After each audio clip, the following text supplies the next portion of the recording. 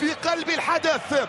نحن هنا في المباراة النهائية، نحن هنا يا من كان يأسرك الشك ويلفك السؤال على السؤال، ها نحن ذا نحاكي النجوم في ليلة الوداع الأخيرة. فقد سمعنا النداء ذات مساء يقول: إذا غامرت في شرف مروم فلا تقنع بما دون النجوم. قبل 12 هنا، لكن قيمنا، معتقداتنا، هويتنا راسخة لا تذروها الرياح ولا يغرقها الماء. انجلت الشكوك وأهلها، ملأ الغناء المكان، احتفلت الأمة الفرحة. أينما وليت وجهك تصاب بالسعادة. من أجل هذا وجد كأس العالم وكرة القدم حتى تكون قطر وجزيرة ويسكنها. هنا موعد المباراة النهائية في لحظة ختام، وفي موعد يتجدد دائما وابدا معكم عبر قنوات الكاس. المنتخب الفرنسي بألوانه التقليدية المعروفة، ومنتخب الأرجنتين بزيه المعهود الذي عشقناه وبدأنا معه مراحل حب كرة القدم في انطلاقاتها، وصولا إلى مارادونا واستمرارا بعد ذلك مع بقية الأسماء، وامتدادا إلى ليونيل ميسي الذي يلعب مباراة، وبعد ذلك اصطدمت في فاران وتحولت إلى خارج أرض الجانب الآخر، وصلت إلى تيو هرنانديز. محاولة بإقدام كيليان امبابي كلما حان الموعد المناسب، كلما كان الرجل المناسب أمامية ملعوبة، طالت وصلت سهلة عند إيميليانو مارتينيز. سيطر على كورتا بالشكل المطلوب. يكتب بأقدام ميسي من علامة الجزاء. ليونيل يسجل 6 أهداف وينفرد بصدارة الهدافين.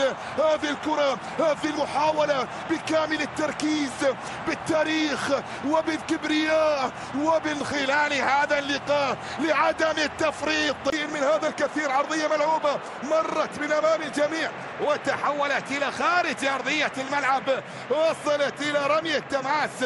أنخيل دي ماريا السبب الرئيسي مع هاد. تحولت في الجانب المقابل لمصلحة المنتخب الأرجنتيني. أمامية خطيرة. الثاني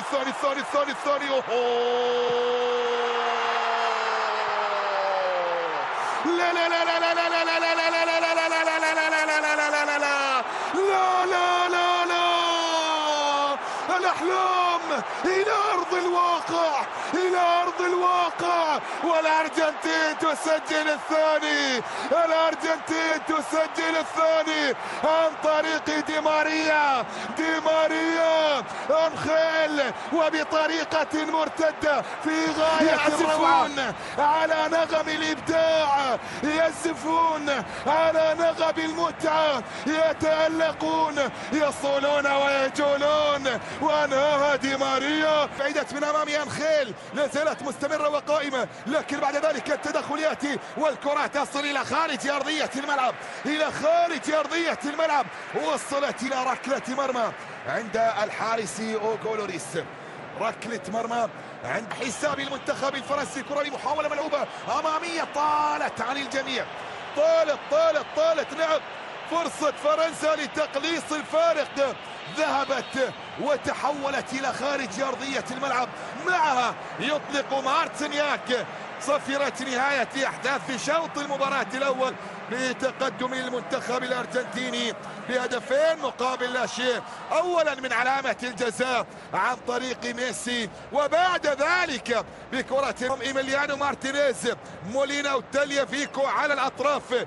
الوحيد الذي غاب ربما ولم يظهر بالصورة المنتظرة هو جوليان ألفاريز لاعب ذلك. وصلت إلى إنزو فرنانديز داخل منطقة الجزاء، طالت على ماكاليستر وتحولت عند حارس. وصلت إلى أنخيل دي ماريا. لا روكان، والمنتخب الأرجنتيني يلعب بأريحية في هذا اللقاء، داخلين رايقين لعيبة الأرجنتين. الآن محاولة ملعوبة أمامية، وصلت خطيرة داخل منطقة الجزاء، مستمر. الظهور ياتي لجوليان الفاريز. هذه الكرة، هذه المحاولة، وهنا التسديدة بالقلب. بطولة مارتينيز، كرة بمحاولة ملعوبة الآن داخل منطقة الجزاء، لا زالت مستمرة وقائمة، لا زالت خطيرة، لا زالت حاضرة، وصلت إلى المرمى.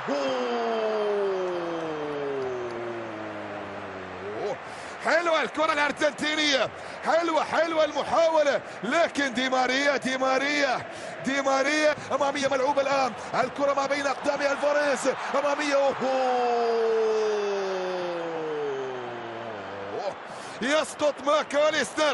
يسقط ماكاليستر، وحكم المباراة يعلن استمرارية اللعب، لا وجود للخطأ، وبالتالي كرة خطيرة جدا للمنتخب الأرجنتيني. ضاعت التصدي للمحاولات القادمة، راسية ملعوبة لكن أيضا إلى خارج أرضية الملعب. ركلة مرمى. كولو أمواني يطلب وجود ركنية. هذه من شوط المباراة الثاني، 70 من عمر المباراة، ونقترب من الدقائق الأخيرة. فرصة للمنتخب الفرنسي، وتسديدة تأتي، هذه قد تكون أول تسديدة علت العارضة وتحول. هذا ماريو كيمبس هداف بطولة كأس العالم 78. كرة بمحاولة، ركلة جزاء. نعم، هنا البوادر من أجل العودة، هذه الكرة وهذه المحاولة، وهانت هذه ركلة جزاء. فليمانيز من أجل الهدف الثالث، ومن أجل التسجيل مرة أخرى في النهائي، من أجل العودة.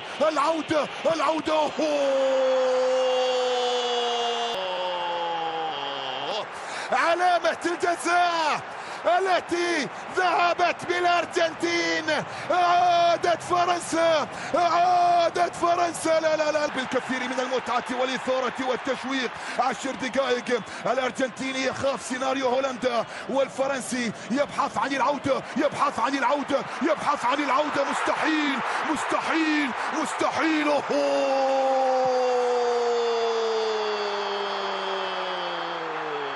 المستحيل فرنسيا. لا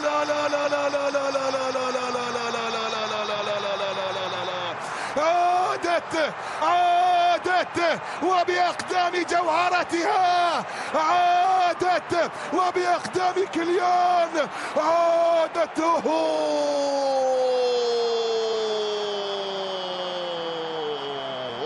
وفي لحظات كثيرا، حتى اللحظات الأخيرة، لا ترمي المنديل، لا تستسلم، لا تأمن أبدا لكرة القدم، لا تأمنه.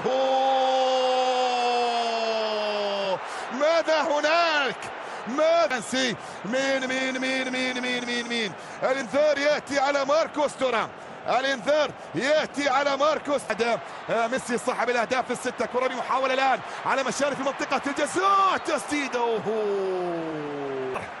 امبابي اون فاير في اللحظات القليلة الماضية، يشتعل. جوليان الفاريز على مشارف منطقة الجزاء، محاولة، تسديدة تأتي، مستحيل.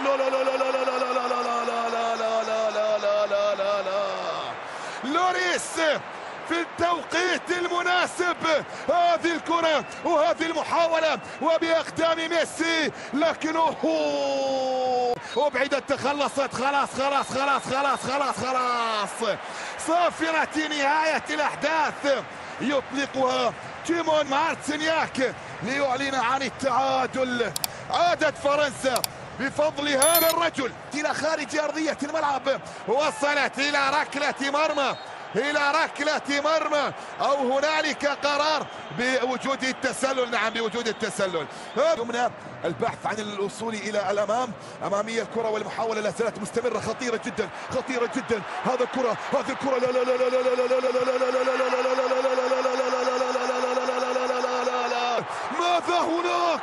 ماذا هناك؟ هل هنالك جنون آخر؟ الكرة في المرمى. هذه فيها ولا لا؟